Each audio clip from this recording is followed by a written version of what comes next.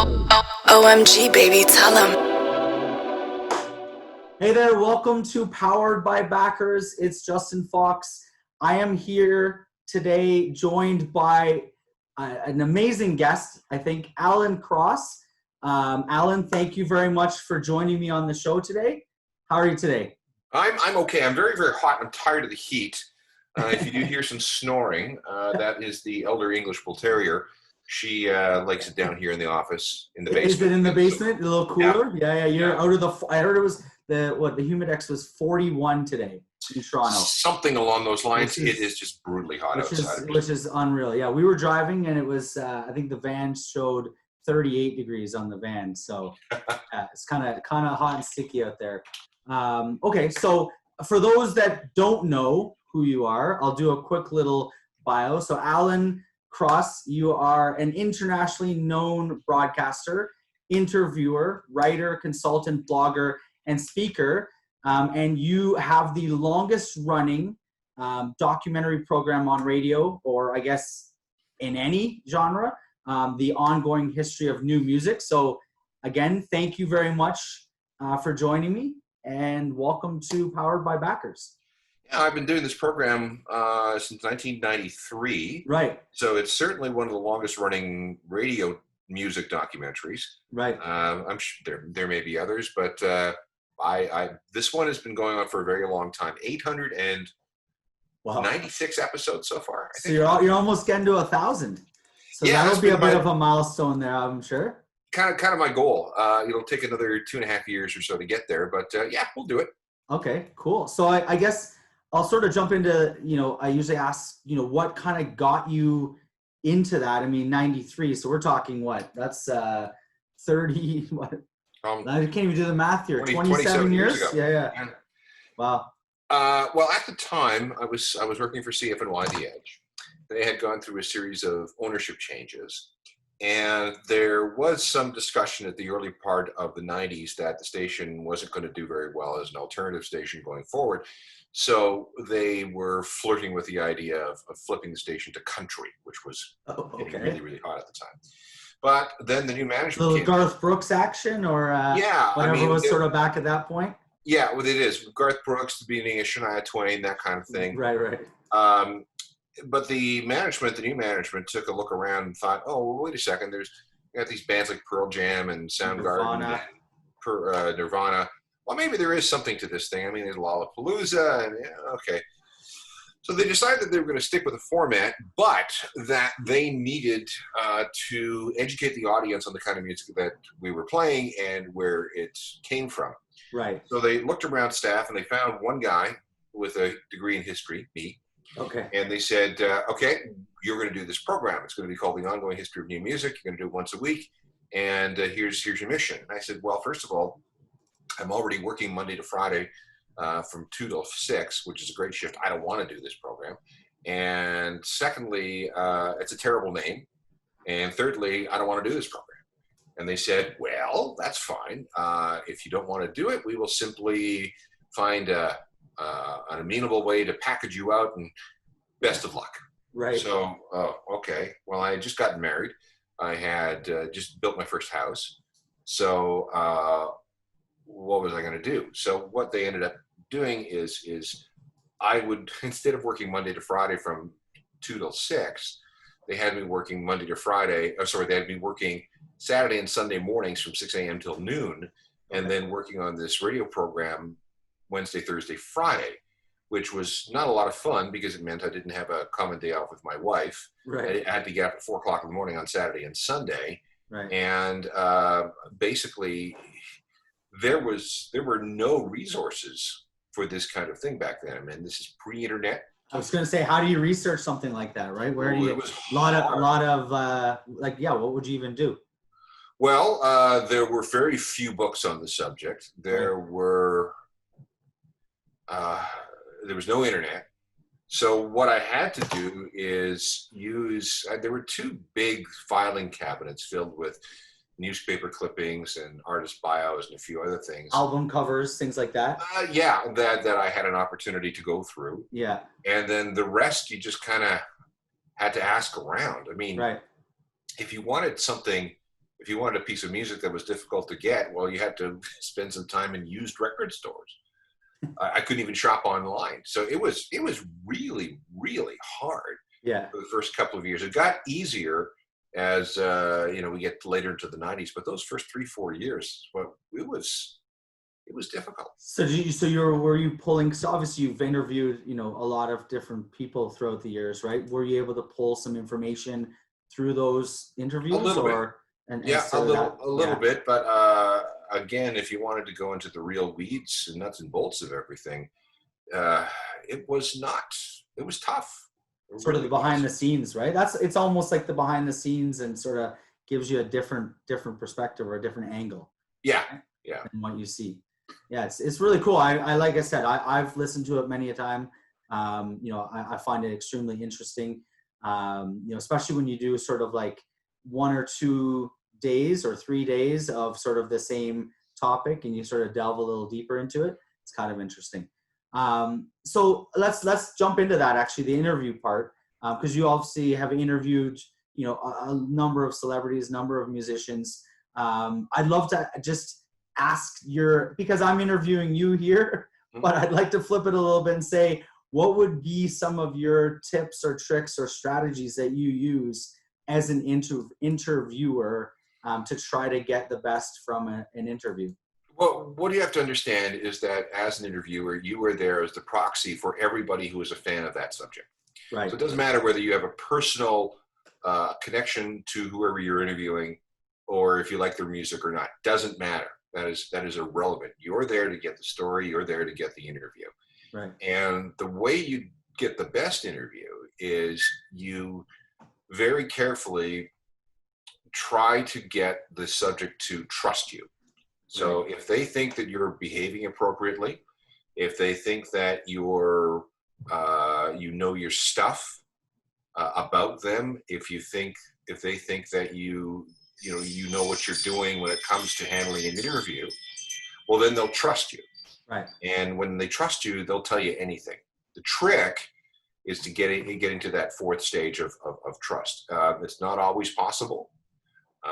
And there's no one way to do it. You just have to do enough interviews so that you have the experience to recognize what kind of situation you're in, right, and then to follow up accordingly. Perfect. So, do you trust me?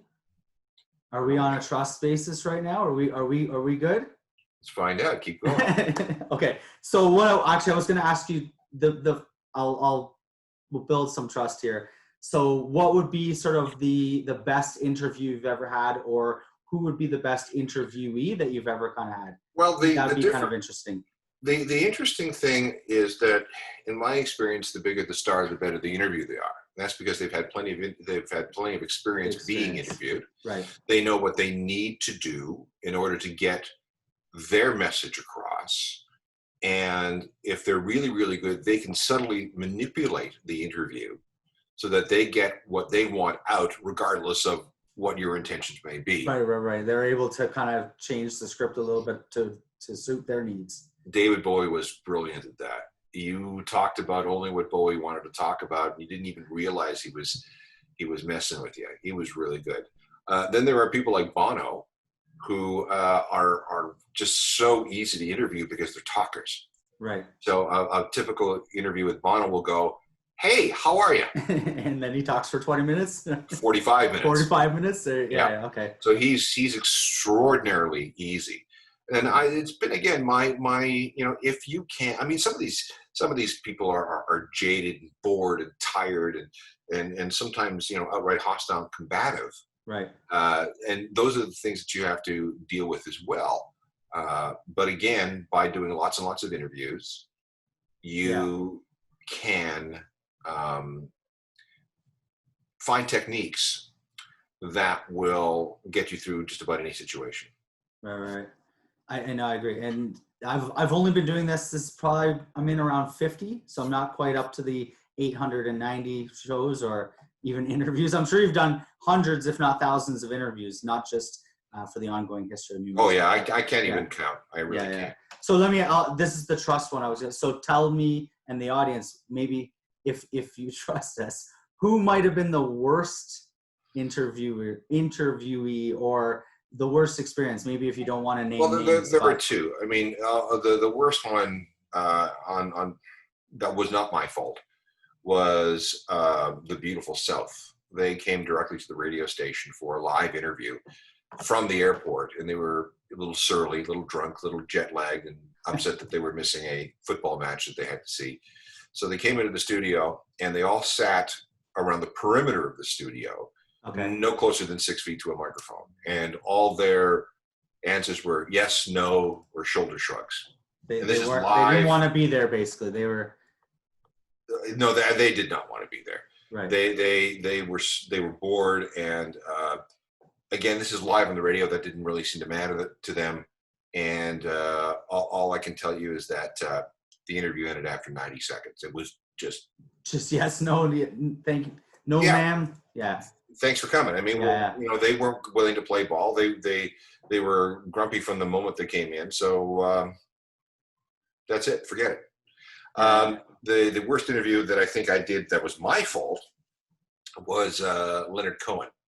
Okay. Back in 1988, I think it was. Yeah. After many years of silence, he decided that he was going to start releasing records again. And he put out an album called I'm Your Man. He was 55 years old at the time. And for whatever reason, his record label decided that they were going to market it as an alternative record.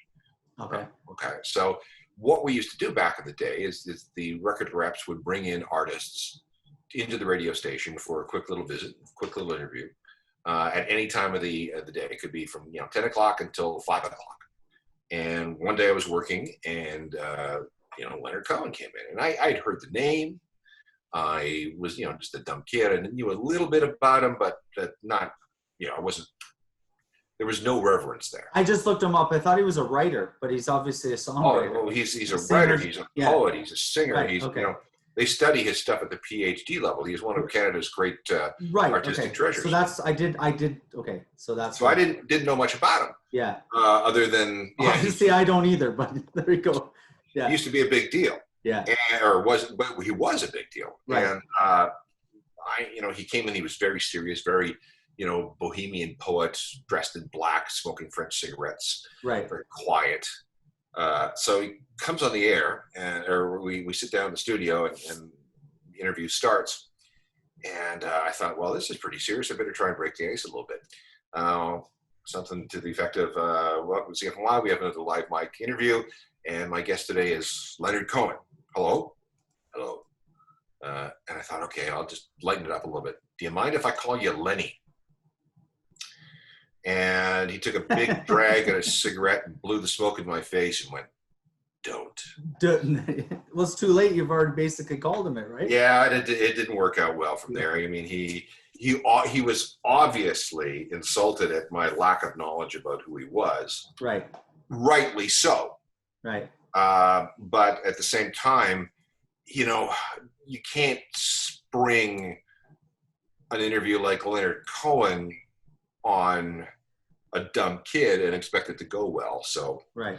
I will take most of the blame for that, but at the same time, it's like, geez, if you're going to be blindsided, don't blindside somebody like Leonard Cohen. Right. Interesting. So so it's more about the research or knowing the questions to ask, and him maybe having that surly confrontational. Well, I mean that's him, right? Yeah. And it's up to the interviewer to do what the interviewer. It's up to the interviewer to get the interview done, to make it happen, to make it successful. Yeah. And I sunk it right from the beginning, and that's my fault. All good. I'm sure he's looking at you and saying, "All good, Alan." I hope so.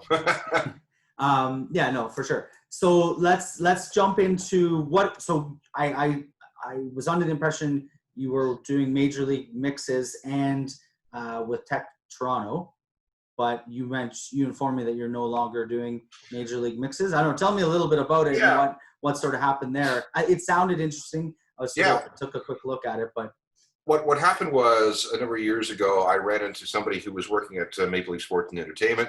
Right. And he found out who I was, and he said, yeah, you know what, we want to redo a portion of what we call game operations. Okay. Which means all the music that's played at a Leaf game before, during, and after a game. Right.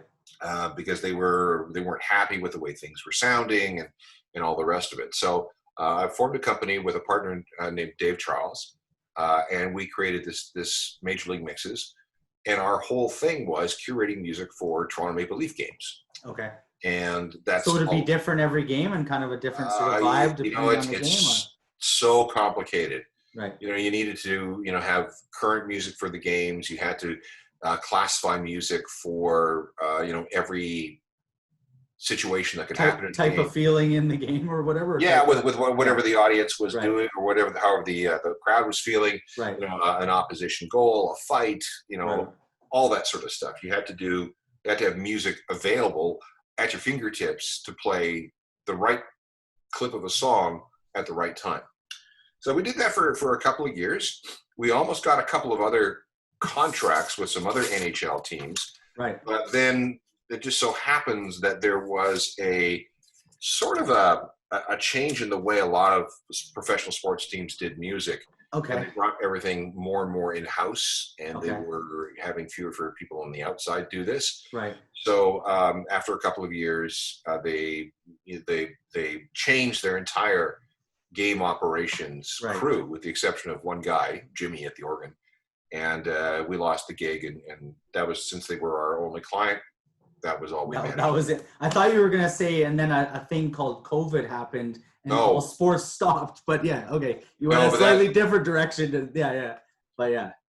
So we did that for a bit, and it was a great experience. And I wouldn't give it, we went to NHL games in Columbus and Edmonton and LA and Tampa and, all over the places, trying to find some extra work.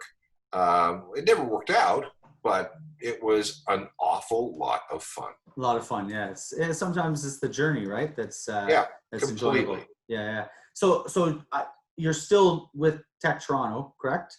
I'm with Entertainment TO, which is a sort of a subset of that. Right. The division of Tech TO, right? We work with Tech TO, yeah. Okay, and so tell us a little bit about what you do with Entertainment TO and well, we have a group of people that get together. Well, we did for a while. Until COVID happened. So prior to March, what did you do? Yeah. So we would have these meetups where we would we would have these meetups where people would come in, talk about the latest sort of startup stuff that they were doing. In the entertainment space? Entertainment and technology space. It had to be a bit of both.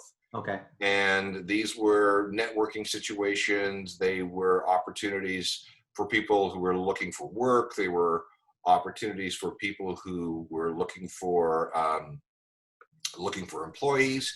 It was a really, interesting way, and we're going to get back and do it again. Yeah. But it was an interesting way to get into the startup world, where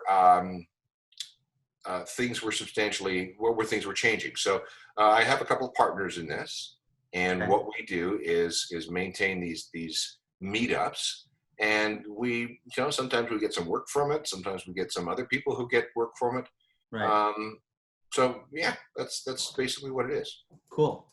Yeah, I mean, we work with startups and entrepreneurs as well, with backers, helping them to sort of launch their business and get funding. So it's cool. We should maybe connect on that as well once things kind of get back to normal. That's actually a question I wanted to kind of transition into, because obviously with the ongoing history of new music, I'd love to get your take and maybe your thoughts on, and maybe you could do like a quasi episode of the ongoing history of music, but maybe we can talk about what's going to happen in the future. Where do you see live shows and live performances? Are they going to come back, or what are your thoughts on sort of that? What's the industry looking like? They will have to come back. It's just a matter of when. People are, the super optimistic people think it'll happen this fall. I don't. Right. There are people, Pearl Jam, Green Day, Weezer, Justin Bieber, and a bunch of others have already rescheduled for the summer of 2021. I have a sneaking suspicion that it'll be 2022 before things get back to normal. It's the problem is not only the virus itself, but it's also this issue where we're afraid to go out. We're afraid to, hang around with sweaty strangers swapping spit. Well, that's why, like, you're in a mosh pit. There's no avoiding it, right? The issue is one of, there's a PTSD thing here, right? Right. I mean, what is it going to take for us to be comfortable with going out, hanging out in close proximity with strangers again? We're going to have some sort of assurance that there is treatment for COVID-19, right. that hopefully there's a vaccine for it. But I'm running a. Oh, who's this?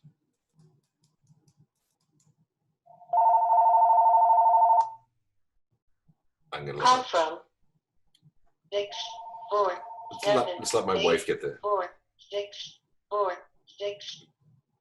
No, there we go. Where was it? What was I saying? No. So you're saying that, they're with a vaccine potentially. Yeah. But wondering sort of like, what are the musicians thinking?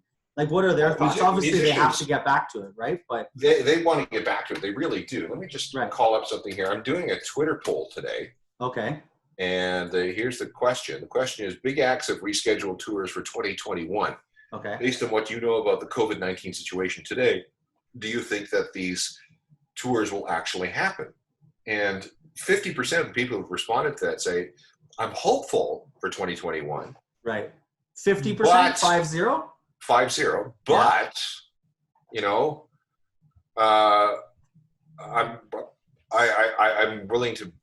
I'm willing to see that I'm willing to bet that things may go wrong.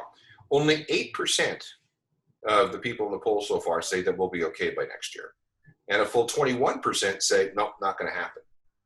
So and that's a year from now too, that's right? a year from now. Yeah. So artists need to tour because that's, for many of them, their only form of revenue. Right. And, they're dying.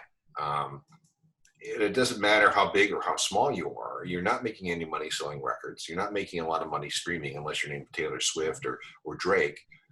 So you're stuck at home, unable to do anything, unable to make any money. And so it's interesting that you mentioned that they're not making money from streaming. How is that's? Tell us a little bit about the history or the revenue models for musicians that has basically shifted from obviously record sales, up, as late as 10 years ago, maybe 5 years ago even, to now they're making money only from touring. How has that dynamic shifted? For a very long time, from mid 50s until about 2001, you made most of your money selling pieces of plastic to the public, right, whether it be vinyl or CDs. That came to an end when the internet came along, and we made the transition to digital files, whether they be legal or illegal, and then streaming comes along in 2000. Yeah, and then later on we have streaming with Spotify and so forth. And the payouts that you get from streaming are much, much less than you would get from selling records.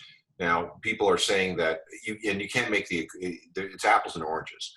Streaming is like the money that you would get for a song on the radio. Selling something is something completely different. Right. And because everybody has moved from buying to just listening, right, artist revenues have fallen dramatically, and it applies to everybody. I mean, if you're a band like, say, U2 or REM or the Rolling Stones or Beastie Boys, you used to be able to make an awful lot of money on selling your back catalog every year. Now that's not happening. People, those royalty checks from those big records of years gone by are getting smaller and smaller and smaller and smaller. And the only way to fill that revenue gap is to tour. And up until COVID came along, a lot of artists, were touring well into their 60s and 70s and even late 70s. Just look at the Rolling Stones. And a lot of money was being made from these heritage acts.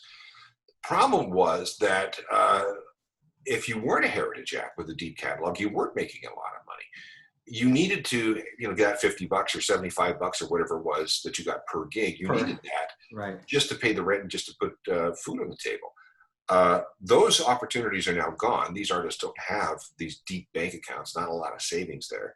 So they're in a lot of trouble. Yeah. At the same time, the venues that supported these artists are also in a lot of trouble. They've been closed. You can't go to a show. Yeah. And that affects not just the owners of the club, but it also affects everybody else: the bartenders, the security, the waitresses, the other serving staff, the restaurants surrounding the venue, the taxi companies that take in people to the gig and home again. I mean, it's been a very it's been a cascading series of failures. And I just read something again this morning that a lot of venues, not just in Canada but around the world, are having some serious problems, have serious doubts whether or not they'll be able to stay in business or that they'll be able to reopen. Right. Ever, like just in general. Yeah. So I'll sort of shift to the technology side. Do you see technology playing into maybe sort of a one-to-many interface, like a Zoom, where musicians could maybe sell live shows where they're, in a studio and they're, selling it out almost like a production on TV, right? Well, it's already happening. There's small companies like Side Door Access and Artery that are doing that very thing. They're helping artists sell tickets to Zoom events or Skype events or Instagram or YouTube events, where people either pay what they want or they pay $5 or something like that. It's something to sustain their revenue, but it's no match for being able to. That's not a replacement for. No, there are some other artists that will go as far as to set up in an empty arena and play. With all the the bells and whistles that go on with live and then shows. they do their show, but just to a remote audience. Right. Yeah. Cool. Interesting. Well, I really appreciate you joining me here, Alan. I'll end it with sort of one last question that I kind of ask most people. At least I have been. And it's sort of if you could go back and talk to, say, a younger you, and give sort of one piece of advice to that younger you, or to, say, a burgeoning, maybe somebody in the radio industry or, running a startup, what would that one word or that piece of advice be? Put more money into RSPs sooner. RRSPs, there you go. That was a plug for AGF, Fidelity, Mackenzie, all the mutual fund companies, ETFs, everything. Interesting. Why do you say that, actually? Just out of curiosity. Is it to the whole point that you were saying that the artists don't have to save money? Is that sort of the same thought process, or? The idea is that you may think as a young person that you're going to live forever and everything's going to be fine when it comes to, making a living. But there is going to come a time where you are not going to be able to make a living and you are going to need a nest egg. Man, I wish I had started earlier. I didn't have a lot of money the first, 20 years of my career. Right. So it was really tough to even put $500 away, but I wish I had done that sooner. The compounding interest, for sure. Yeah. It's just for the record, anyone watching, registered retirement savings plans or retirement savings plans is what you're referencing, right? So putting that money away for a rainy day or for when you're ready to retire, right? So you're not touring at age 75 or into your 80s. Right? Open a TFSA. Do it now. There you go. Tax-free savings accounts. Awesome. Well, Alan, I really appreciate it. Where can they find you on Twitter? You mentioned the poll. I'll encourage everyone to go to Twitter. What's your Twitter handle? It's at Alan Cross. I have a website called ajournalofmusicalthings.com. Okay. And you can always just email me at alan@alancross.ca. Perfect. Awesome. Alan, thank you very much for joining me. I appreciate it.